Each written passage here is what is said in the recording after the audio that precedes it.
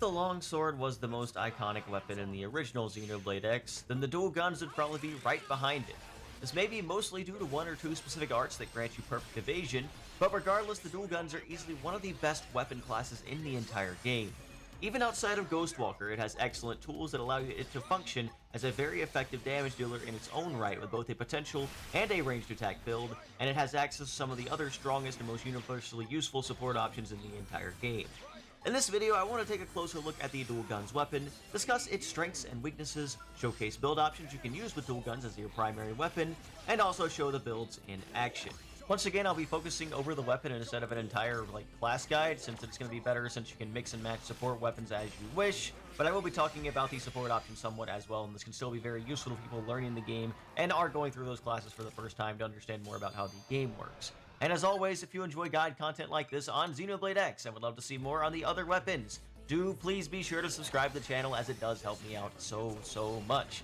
I am getting very close to 100,000 subscribers, and a lot of my audience that watches these videos is not yet subscribed, and I would greatly appreciate it if you did so I could hit that milestone. Let's get into it. So once again, before we get into the equipment build, let's go ahead and start by talking about the arts and skills so you can understand a bit more about how the class works.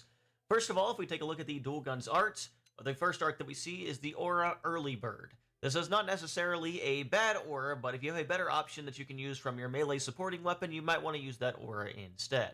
Early Bird is not bad. It raises your critical power tier and boosts your critical chance, while also boosting evasion. Now, the evasion boost is not really that useful, especially on this class, since you have access to Ghostwalker, which gives you guaranteed perfect evasion, and it's one of the absolute best arts in the entire game, which makes this very redundant and not really that useful. But critical power and critical chance is not necessarily bad. It is a little bit less useful than you might think it is, because in this game, critical power or critical damage is just kind of another additive damage source, and it's not its own thing like Xenoblade 2 and 3, where it just multiplicatively increases damage. So it is not quite as useful as you might think it is, just based on knowledge from other games. It is still pretty good. Critical damage is still pretty powerful sometimes, but it is not going to be the strongest, most universally useful effect like it might be in some other games. Then we have Sliding Slinger. This is probably your go-to art earlier in the game, but once you kind of get better arts available to you, you're probably going to want to drop this entirely. While it does have a pretty short cooldown and it can increase your TP when you attack from the side, the repositioning effect can be a lot more annoying than you think it is, especially when you're fighting some of the tyrants where you have to stay on a really small location.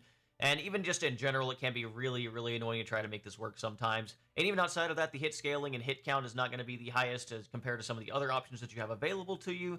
So I can't really recommend this, especially because there's better ways to build TP with some of the other art options that you have. But it's okay. It's pretty good early game. It's probably going to be your best count builder for overdrive in the early game, so it is something you're probably going to be running a lot of the game. But once you get better options, once you get access to like 0-0 or something like that, you're probably going to want to drop this entirely. Next up, we have Ghostwalker. Well, this is obviously one of the absolute best arts in the entire game.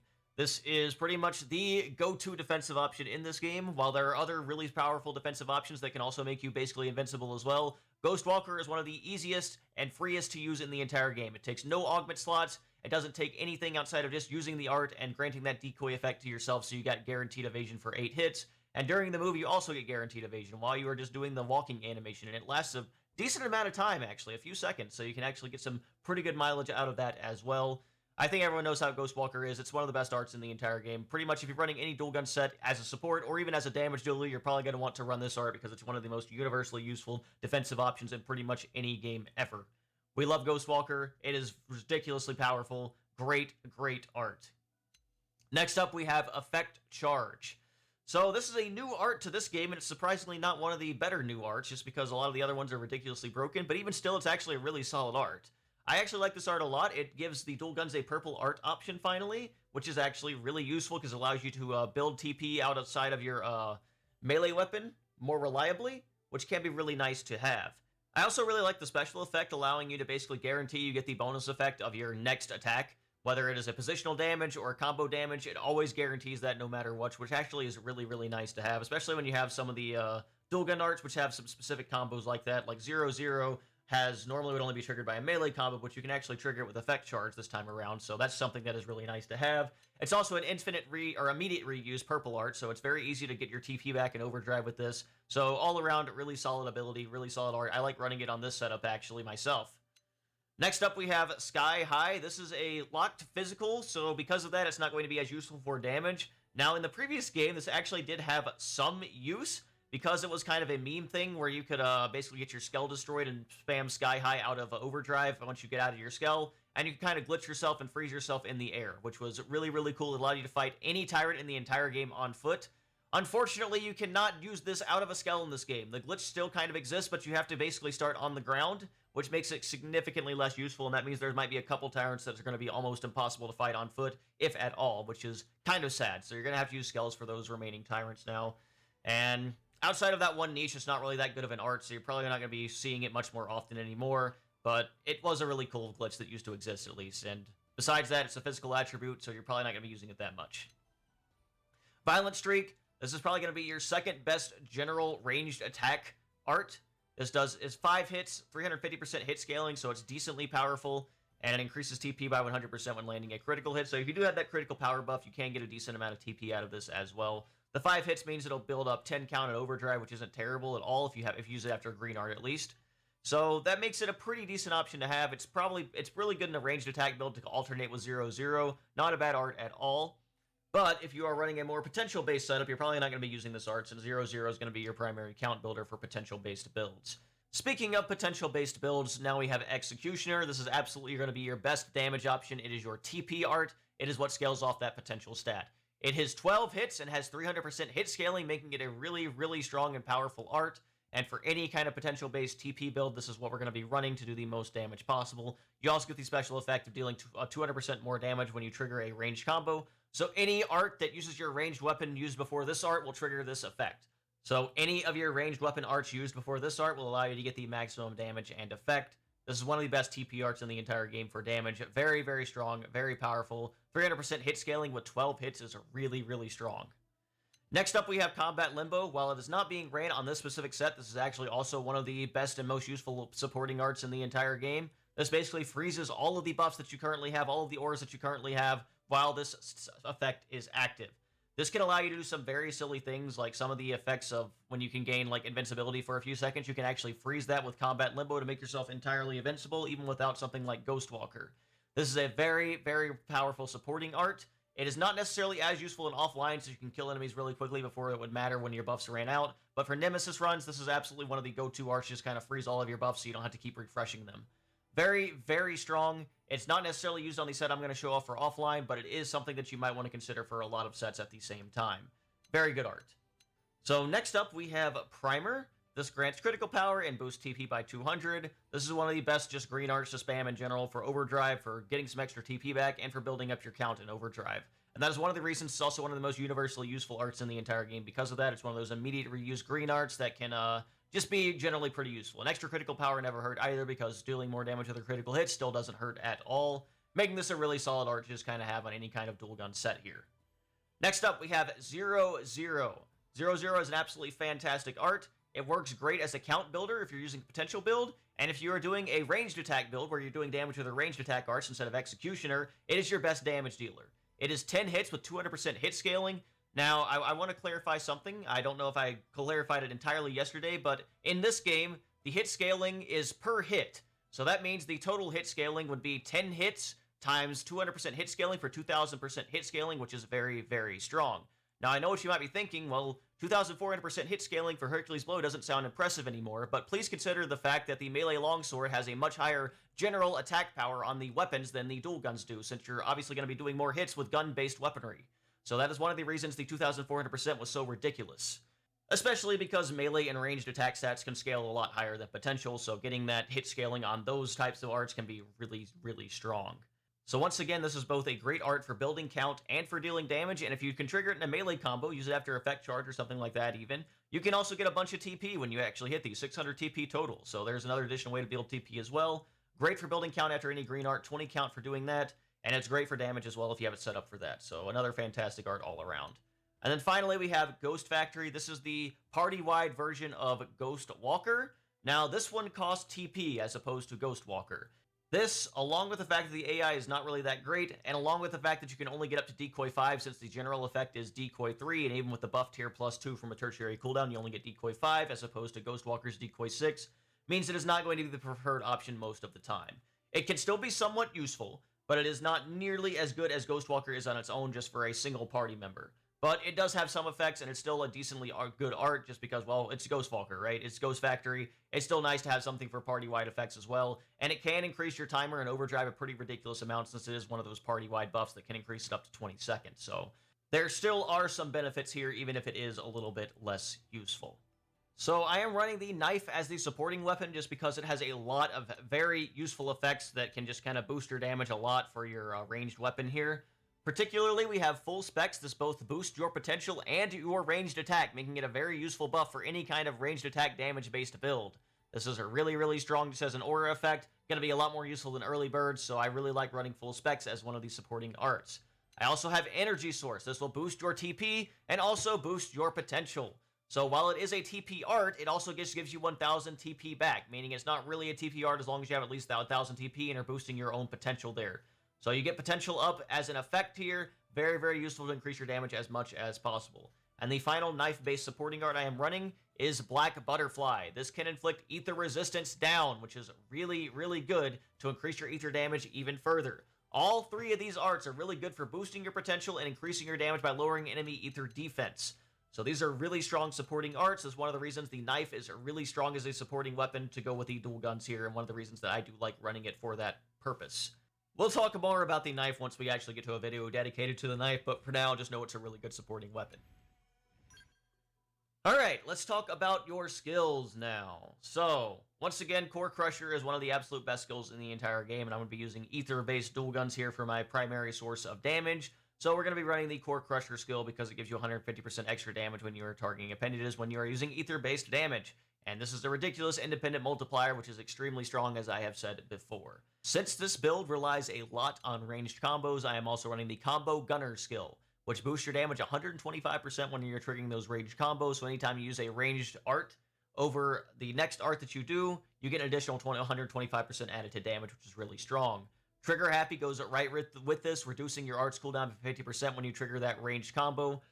In general, all the Full Metal Jaguar class lines either focused a lot on these ranged ability effects or on making overdrive easier for yourself, so that can be really nice skills to have just to kind of make sure you can easily get a lot of damage and benefit out of Executioner as a class.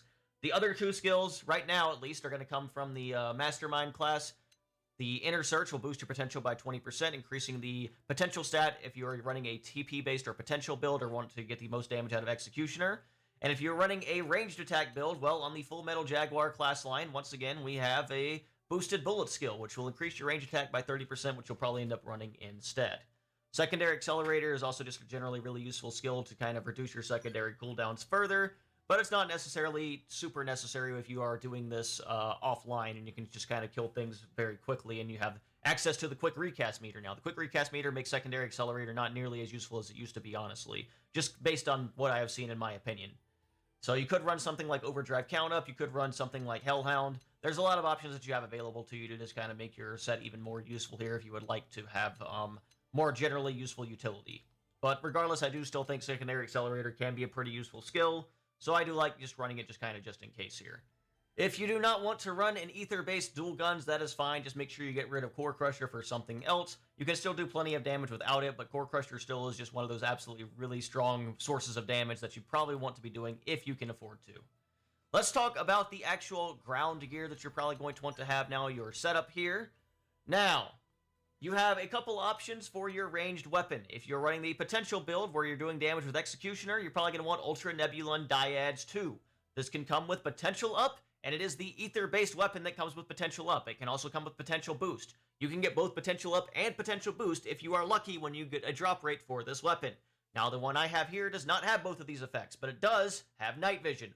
Dual guns do not have something like offensive stance, which increases your accuracy. It does not have something like Aura Insult, which also increases your accuracy even further. So some of the more high evasion-based tyrants in the game, like the Telethia, you're going to want to have a source of accuracy increase to make sure that you can hit them. So that is why this is another pretty useful dual guns. While it is not as strong as the potential up and potential boost dual guns could be, it is still very useful to have. Similarly, I am running a melee weapon that has potential boost on it. You can run a melee weapon with both potential up and potential boost if you really want to, but I just ran this knife that has potential boost and that was ether-based just to make sure that I can kind of keep things consistent and I'm not doing too much additional damage to the enemies.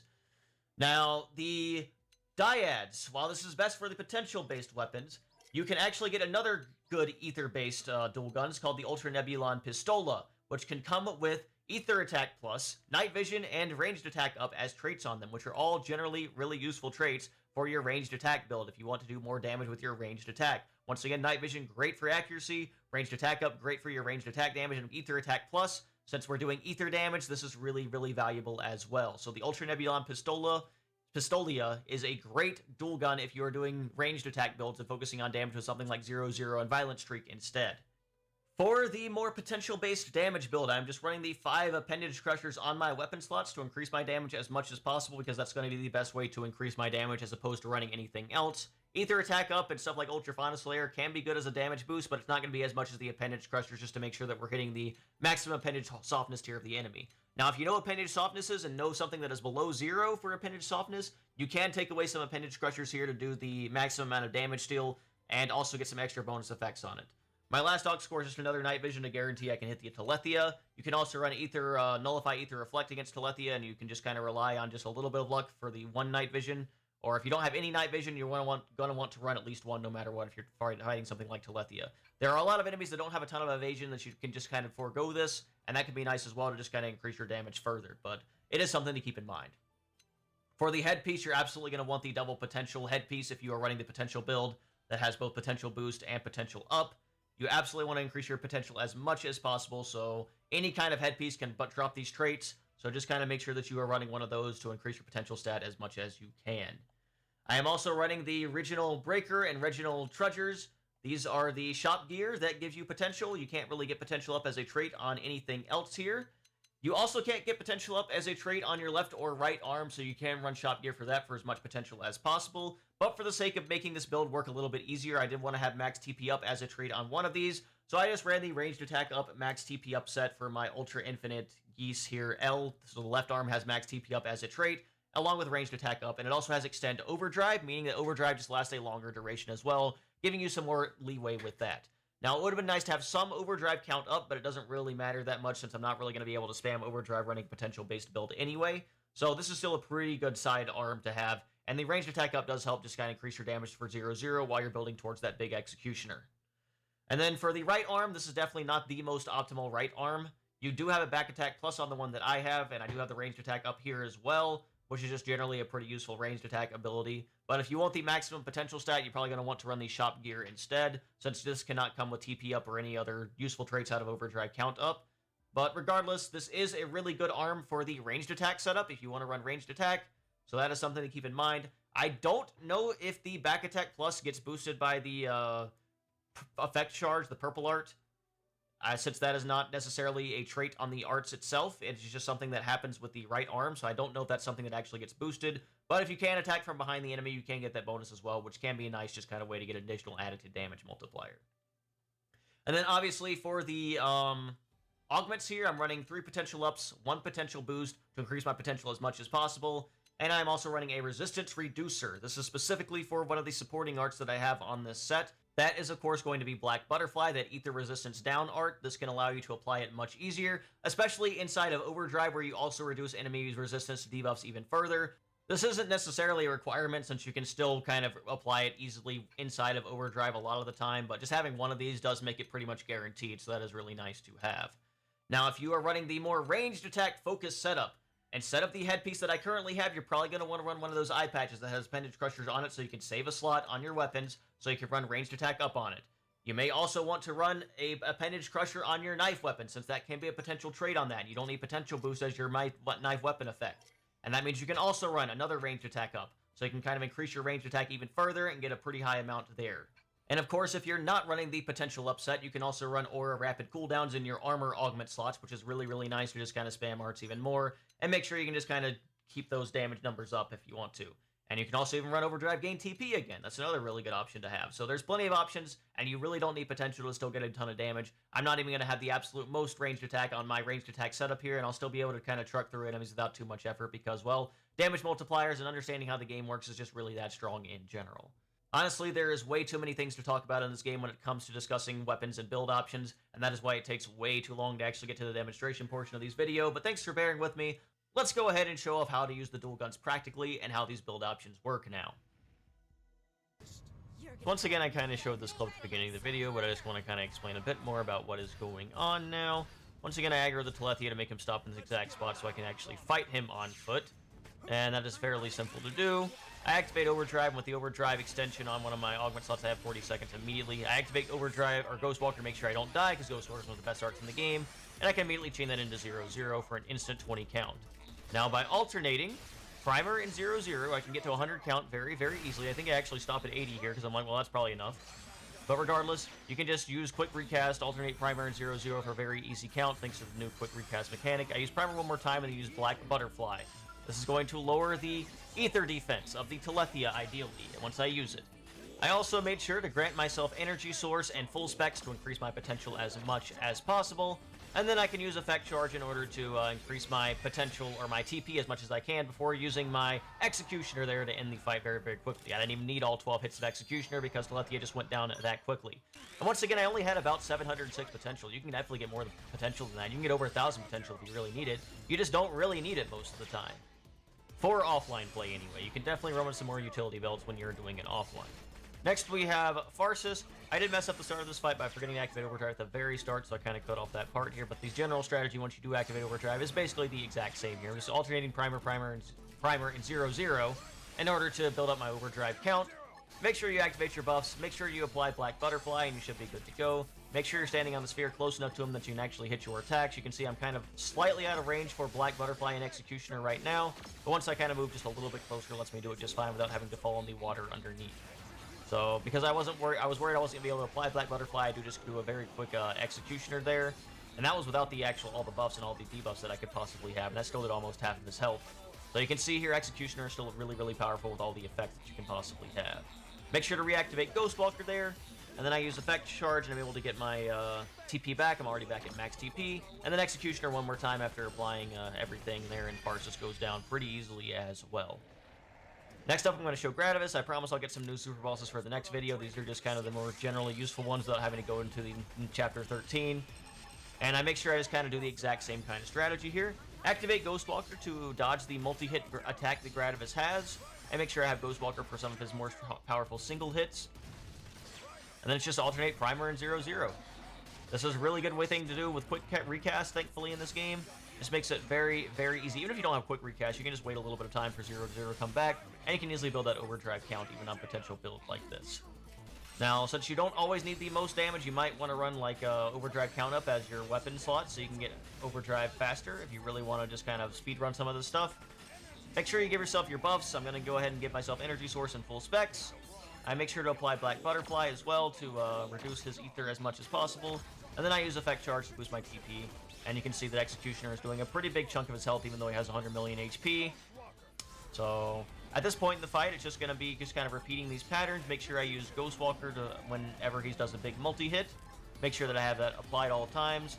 Make sure that I use ranged combos into Executioner whenever I can. Reapply Black Butterfly to lower his ether defense, so I do more damage with my Executioner. But he's got his own aura active now that reduces his damage taken from that. Not a huge deal, though. Just kind of make sure we do the general same principles here. Use those range combos for Executioner for as much damage as possible. Make sure my buffs stay applied. And yeah, it's not too hard. It's basically understanding how to build. Make sure you understand how the combos work. Make sure you keep your buffs applied. Make sure you keep the debuff applied. And use your arts in the right order, and you're pretty much good to go here. I haven't had to worry about Overdrive duration at all, despite not even reactivating Overdrive. I'm able to keep track of my TP very easily with Effect Charge and the other arts that just give me a lot of TP. I now have 1,600 TP, and I believe if I use Effect Charge multiple times in a row, I'll be able to get basically all of that back if I wanted to, but I just go ahead and go for the end of the fight here. I use a quick recast on the secondary cooldown to get the tertiary cooldown of Executioner, and Gradivis goes down without too much effort. The main thing really is just knowing when to use Ghostwalker and keeping that active, because that's one of the main things that makes the dual guns what it is. It's one of the main reasons you can keep yourself alive, so even if you mess up some of the other stuff like the buffs and everything else, it doesn't really matter.